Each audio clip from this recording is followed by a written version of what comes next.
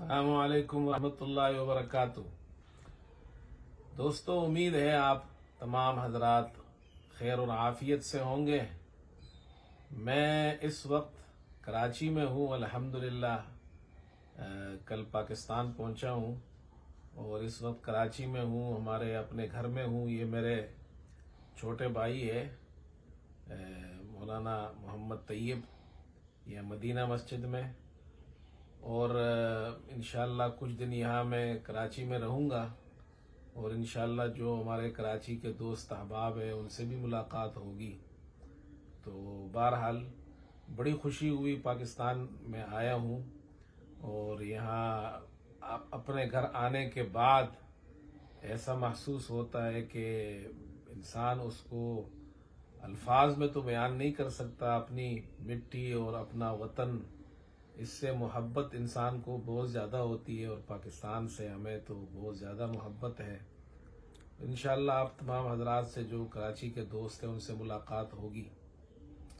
یہ میرے بھائی ہے، یہاں ہماری یہ میرے والد صاحب کی لائبریری ہے پرانی، تو ہم نے اس کو ابھی تک اسی طرح رکھا ہے جیسے والد صاحب کے زمانے میں تھی۔ یہ کتابیں بھی وہی ہیں، تو یہاں آنے کے بعد جو ہے نا یہ کتابوں کی خوشبو اور لائبریری اور وہ ساری چیزیں یاد آتی ہے۔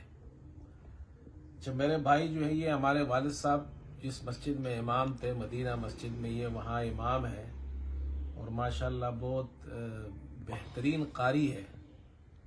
تو ان کی ذرا ایک دو تین آیت تلاوت تو سنائیں۔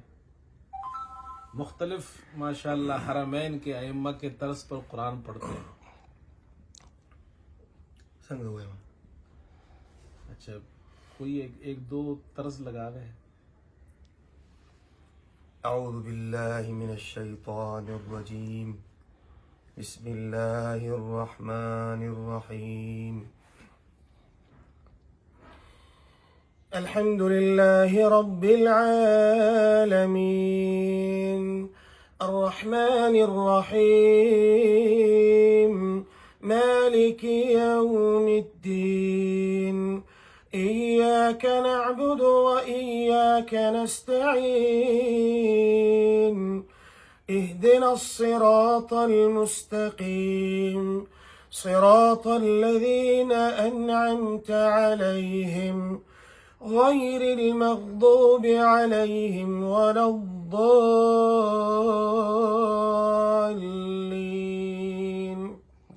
آمين۔ بسم اللہ الرحمن الرحیم،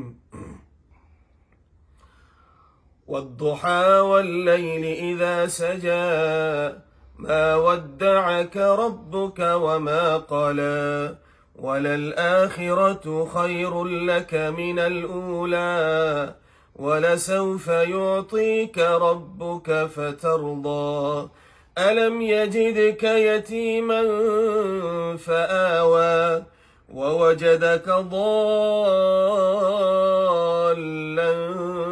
فهدى، ووجدك عائلا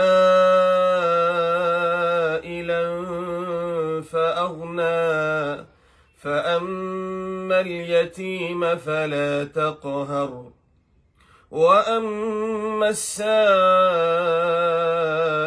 فلا تنهر، وأما بنعمة ربك فحدث، صدق اللہ العظیم۔